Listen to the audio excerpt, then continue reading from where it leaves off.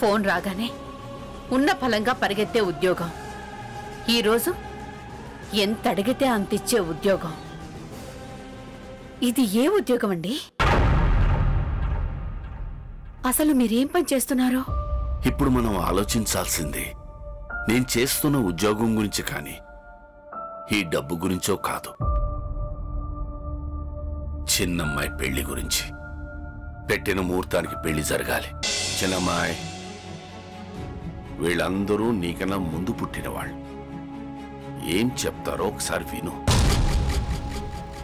ఎందుకంటే రేపు నీ మంచి చెడు కష్టం నష్టం ఏదొచ్చినా నా తర్వాత చూసుకోవాల్సింది వీళ్ళే.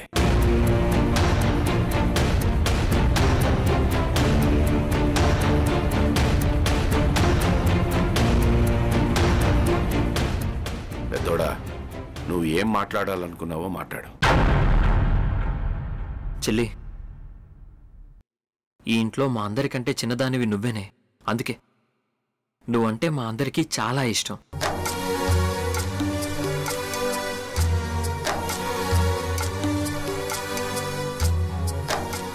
కానీ 2 రోజుల్లో నీ పెళ్లి అనగానే నైట్ నేను, ఆనంద్, అవని అందరం బాధపడుతున్నాం.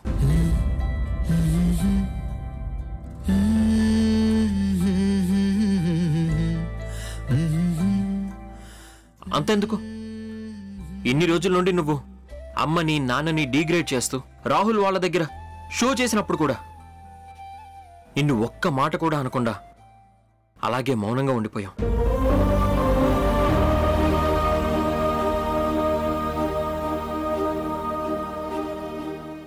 చెల్లి, రేపు నీకు పెళ్ళై వెళ్ళిపోయాక అక్కడ నువ్వు సంతోషంగా లేవని తెలిస్తే ఈ ఇంట్లో ఎవరూ సంతోషంగా ఉండలేరు.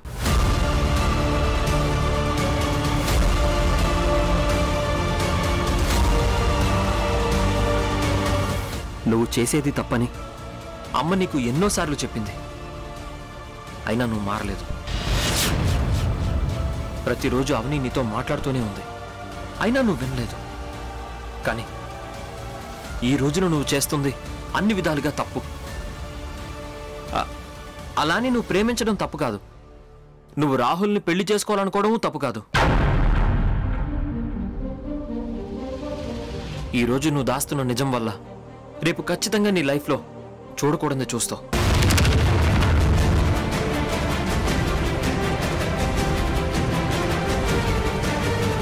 ఇప్పటికైనా నా మాట విని రాహుల్కి నిజం చెప్పే. అయినా నాకు రాహులే కావాలని నువ్వు అనుకుంటే, రాహుల్తో నువ్వు నిజం చెప్పాక కూడా నీ ప్రేమని రాహుల్ అంగీకరిస్తే మన అమ్మ నాన్నలే వెళ్ళి వాళ్ళ కాళ్ళు కడిగి ఆ నీళ్లు నెత్తి మీద చల్లుకుంటారు. నా మాట విని ఇంకొక్కసారి ఆలోచించు. ఇది నీకు చివరిసారిగా చేస్తున్న రిక్వెస్ట్.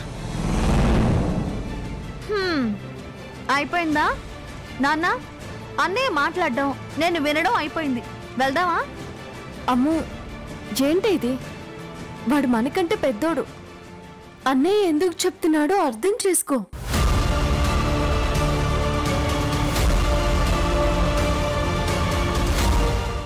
పెద్దమ్మాయి, కన్న తల్లిదండ్రులే చెప్తే వినని నీ చెల్లెలు తోబుటూలు చెప్తే వింటుందనుకున్నావా? అలా నువ్వు అనుకున్నావంటే అది నీ అవివేకం, అమాయకత్వం.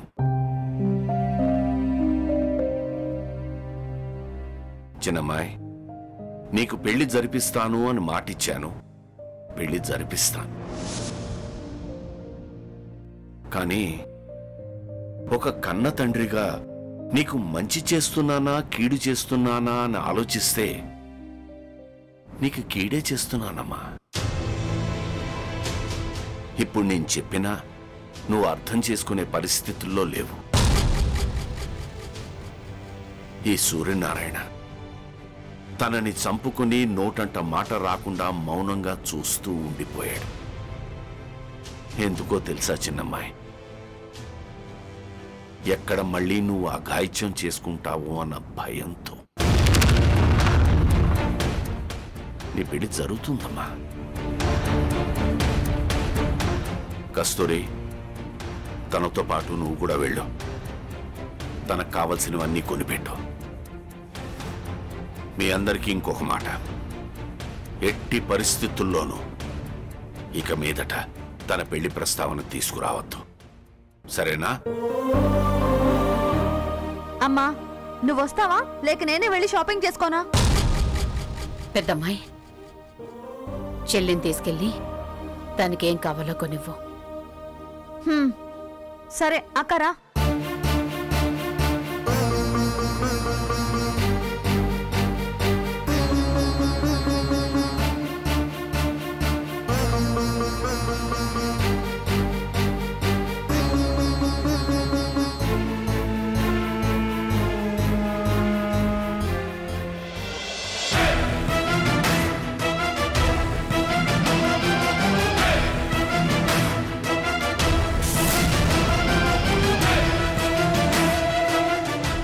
శశి, ఉన్న పడంగా రమ్మని చెప్పావు.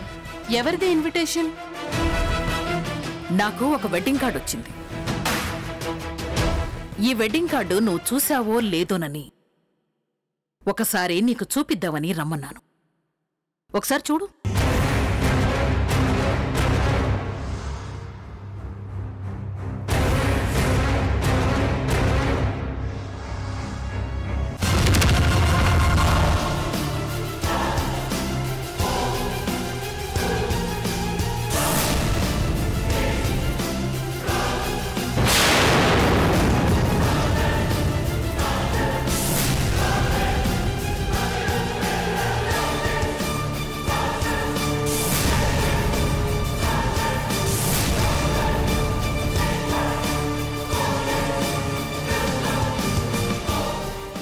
ఏంటి చందన ఇది?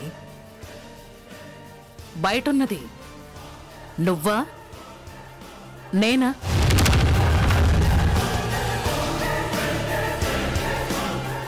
ఇన్ఫర్మేషన్ తీసుకురావాల్సింది నువ్వా నేనా? అసలు నాకొక విషయం అర్థం కావడం లేదు. నైట్కే ఆ కస్తూరి కోటీశ్వరరాలు ఎలా అయిపోయింది? సూర్యనారాయణ బిజినెస్ మ్యాన్ ఎప్పుడయ్యాడు? వాళ్ల కూతుర్ని ఒక హై రేంజ్ ఫ్యామిలీకి ఇస్తున్నారు. చాలా విచిత్రంగా ఉంది.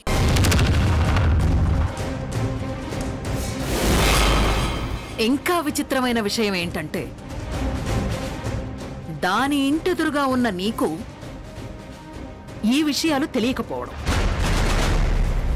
ఇన్ని రోజులు నేను అప్డేట్ అవ్వలేదు అనుకునేదాన్ని, కానీ ఇప్పుడు అప్డేట్ అవ్వాల్సింది నేను కాదు, నువ్వు. నిన్ను చూస్తుంటే బాధగా ఉంది చందన.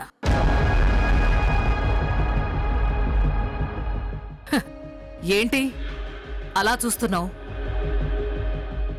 ఇప్పుడు నువ్వు ఆవేశపడి వెళ్ళిపోయి ఆ పెళ్లి ఆపేస్తాను, దాని కూతురు పెళ్లి జరగకుండా ఆ కుట్ర పన్నుతాను, ఈ కుట్ర పన్నుతాను అని ఇలాంటివేవీ నాకు చెప్పకు. నీకు ఇన్విటేషన్ ఇచ్చాను కదా, కుదిరితే పెళ్లికి వెళ్ళి ఒక గిఫ్ట్ ఇచ్చి దాని కూతురి నెత్తి మీద 4 అక్షింతలు వేసి అక్కడ భోజనాలు పెడితే బాగా తిని మళ్ళీ కామ్గా ఇంటికొచ్చేసి. అర్థమైందా?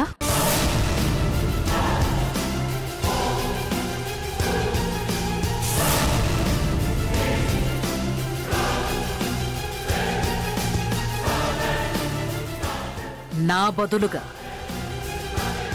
కట్న కానుకలు కూడా నువ్వే చదివించు. తను నీకు ఇవ్వని ఇన్విటేషన్ ఆ ఇంటి తరపున నేను నీకిచ్చాను. బయలుదేరు. ఇంకెందుకు ఆలస్యం?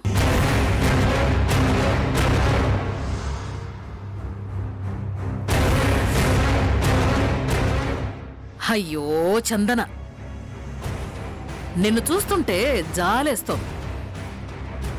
మరీ ఇంత అమాయకురాల్లో ఉన్నావేంటి?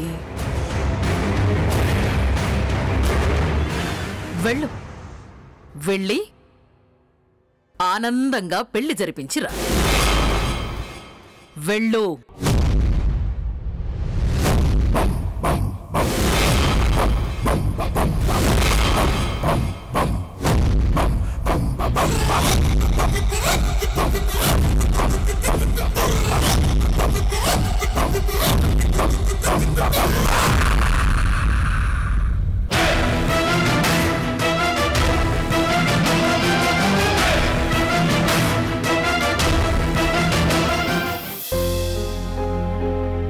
అరే ఏంటి సూర్యం? నమస్కారం సార్. ఇంటి వరకు వచ్చి లోపలికి రాకుండా బయట నిలబడి ఫోన్ చేశావు? లోపల మేడం ఉంటారు. మేడం ఉంటే నేను మాట్లాడలేను. మీతో ఒక విషయం చెప్పి వెళ్దామనే మిమ్మల్ని బయటికి రమ్మని ఫోన్ చేశాను. ఏమైంది సూర్యం? అదే సార్, నా కూతురు పెళ్ళి. అరే చెప్పవేంటయ్యా, చాలా సంతోషమైన విషయం. అవని పెళ్లి కూతురు అవబోతుందన్నమాట. పెళ్లి చేసేది పెద్దమ్మాయి కాదు సార్, నా చిన్నమ్మాయికి. చిన్నమ్మాయికా? మరి పెద్దమ్మాయికి తర్వాత చేద్దామని. సరే సరే, ఎప్పుడు పెళ్లి? నేను మేడం ఇద్దరం పెళ్లికి రావాలి, అంతేగా? తప్పకుండా వస్తాం. సార్ నన్ను క్షమించండి. నా కూతురు పెళ్లి అని మీకు చెప్పడానికే వచ్చాను, ఆహ్వానించడానికి మాత్రం కాదు.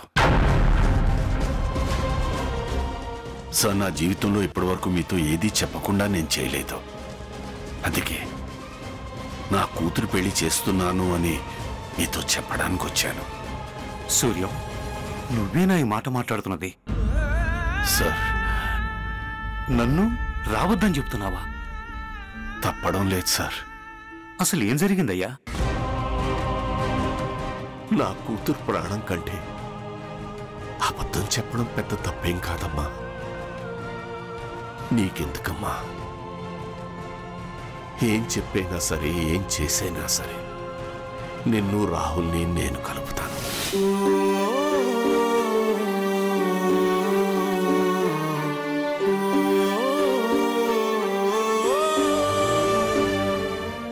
సార్, నా కష్ట సుఖాల్లో నాకు వెన్నంటూ ఉండే మీతో ఈ విషయం చెప్పకుండా ఉండలేను సార్. తెలుసు సార్, నా మొహం చూడ్డానికి కూడా మీకు అసహ్యం వేస్తోంది. సూర్యం, నువ్వు చేసింది కరెక్టేనే. ఒక వ్యక్తిగా నేను సమర్థించలేను. కానీ ఒక తండ్రి స్థానంలో ఉండి ఆలోచిస్తే పిల్లల కోసం ఇంతగా ఆలోచించే తల్లిదండ్రులు ఎక్కడైనా ఉంటారా అనేది నాకైతే తెలియటం లేదా. 100 అబద్ధాలాడైనా ఒక పెళ్లి చేయాలంటారు. కాని మీరాడే ఈ ఒక్క అబద్ధాన్ని దేవుడు క్షమించి నీ కూతురు పెళ్లి ఏ ఆటంకం లేకుండా జరిపించాలని ఆ భగవంతుణ్ణి వేడుకుంటున్నాను. Thank you sir, thank you. నన్ను మీరు అర్థం చేసుకున్నందుకు ఇచ్చాలి సార్ నాకు. సార్, మీ ఆశీస్సులు ఎప్పుడు నా కూతురుకు ఉండాలి సార్. ఉంటాను సార్. వెళ్ళిరా సూర్యం.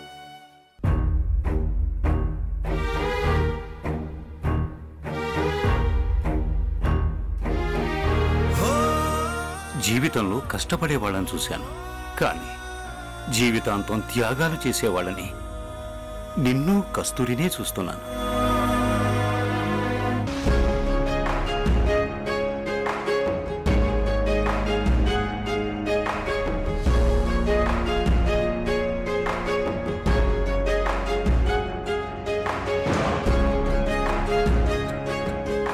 భాను, అలా ఆలోచిస్తూ బాధపడద్దని చెప్పాను కదా. ముందు నువ్వు బ్రేక్ఫాస్ట్ చేయి.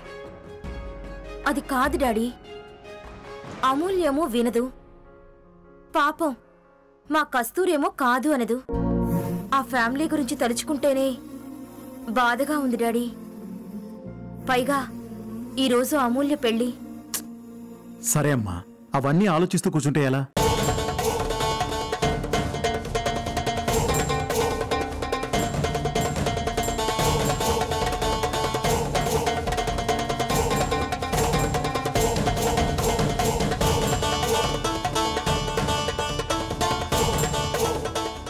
ఏంటి భాను డల్గా ఉంది?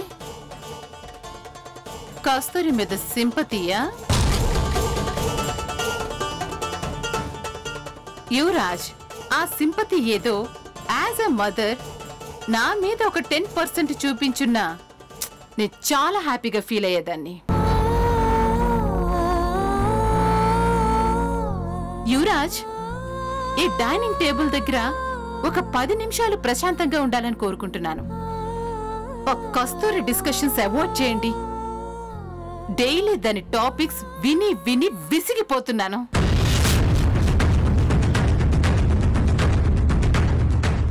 ఏంటి అలా చూస్తున్నావు? నువ్వు అలా చూస్తే భయపడిపోవాలా? నీకే కాదు, నాకు ఉన్నాయి పెద్ద పెద్ద కళ్ళు. అవును భాను, మీ అమ్మవి కూడా ఇంతింత పెద్ద కళ్ళు. ఆ కళ్ళతోనే అందరినీ గడగడలాడిస్తుంది. అంతెందుకు, నేను మీ అమ్మకి భయపడేది కూడా ఆ కళ్ళకే కదా చందన? ఆపుతావా నీ డోలు వాయించటాలు?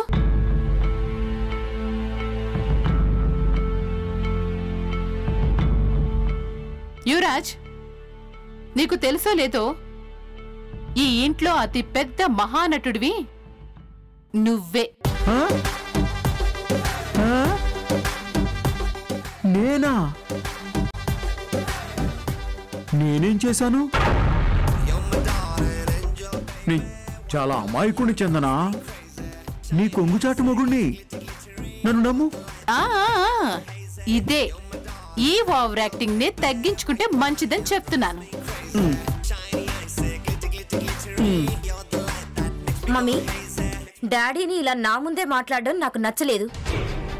రోజు రోజుకి డామినేషన్ మరీ ఎక్కువ అవుతోంది. కస్తూరిని సూటిపోటి మాటలు అనడం, డాడీని చూపులతో భయపెట్టడం, this is too much mummy. Expect చేశా నువ్విలాగే మాట్లాడతావని. ఈరోజు నీ మూడ్ ఆఫ్ కి కారణం ఏంటో చెప్పనా? ఈరోజు కస్తూరి కూతురు అమూల్య పెళ్లి. అక్కడ పెళ్లి ఎలా జరుగుతుందో, కస్తూరి ఎంత స్ట్రగుల్ పడుతుందో అనేదే నీ బాధ. ఆ బాధలో ఎవరేం మాట్లాడినా నీ కోపమే వస్తుంది. అలా చూస్తావేంటి? చట్నీ వేయ్.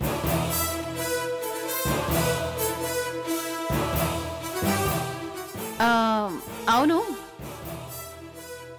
నీ ఫ్రెండ్ కూతురు పెళ్ళుంటే నువ్వింట్లో కూర్చుని బాధపడుతున్నావేంటి? ప్రతిరోజు కస్తూరి కస్తూరి అంటే భజన చేసే నువ్వు కస్తూరి కూతురు పెళ్లికే వెళ్లకుండా ఇంట్లోనే ఉండిపోయావేంటి?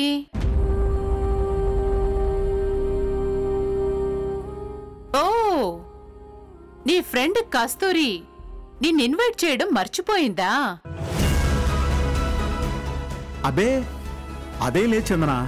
కస్తూరి మన ఇంటికొచ్చి మరీ చెప్పెళ్ళింది.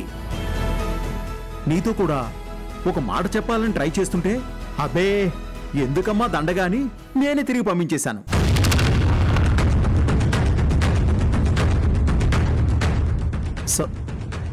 సారీ చందన. మమ్మీ, ఈ ఇంట్లో ఎప్పుడూ ఓవర్ చేసేది నువ్వు. కస్తూరి అమూల్య పెళ్లికి ఎంత స్ట్రగుల్ పడిందో నాకు తెలుసు. ఇప్పుడు నేను ఆ పెళ్లికి వెళ్ళి మా కస్తూరి బాధను చూడలేకే ఇంట్లో ఉండిపోయాను. పైగా అమూల్య అందరినీ ఎమోషనల్గా బ్లాక్మెయిల్ చేసి ఈ పెళ్లి చేసుకుంటుంది. నాకు ఈ పెళ్లి అస్సలు ఇష్టం లేదు. తను మా కస్తూరిని బాధ పెట్టడం ఇంకా ఇష్టం లేదు. ఆ ఒక్క రీజన్తోనే ఈ పెళ్లికి రాను అని మా కస్తూరిని రిక్వెస్ట్ చేసి మరీ పర్మిషన్ తీసుకున్నాను. నువ్వు అనవసరంగా కస్తూరిని, మా ఫ్రెండ్షిప్ని క్వశ్చన్ చేయకు. డాడీ, డైనింగ్ టేబుల్ దగ్గర కస్తూరి టాపిక్ తేవద్దు అని చెప్పేది మమ్మీనే.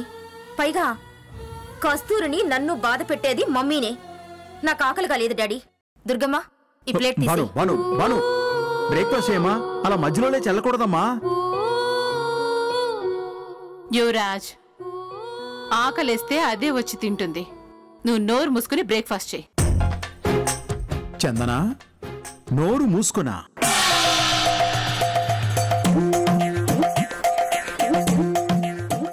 కస్తూరి కూతురు పెళ్లి. ఆ కస్తూరి కన్నీళ్లు తుడవాలని ఆరాట పడుతున్న నా కూతురు.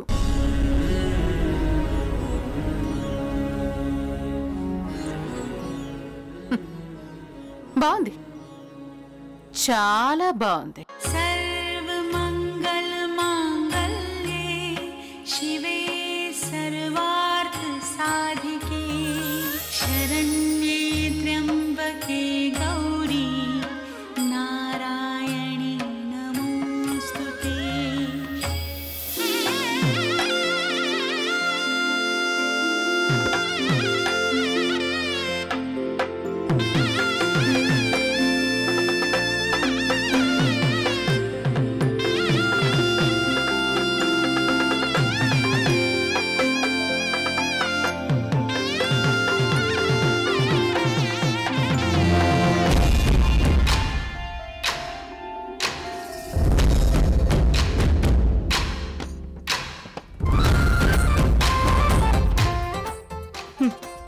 అంగరంగ వైభవంగా ఎక్కడో జరగాల్సిన నీ పెళ్లి ఇలా సింపుల్గా గుళ్ళో జరుగుతుందన్న బాధ నీకు లేదా?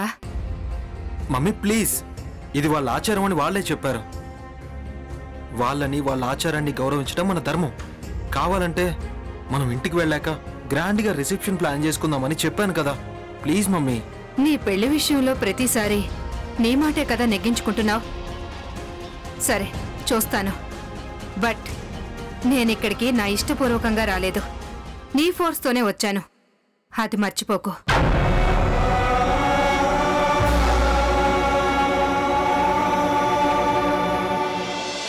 మీ ఇంట్లో పనిచేసే పని వాళ్ళ పిల్లలమని చెప్పుకొని మేము చెల్లెల కోసం నటిస్తూ తన పెళ్లి చూస్తాం నాన్న.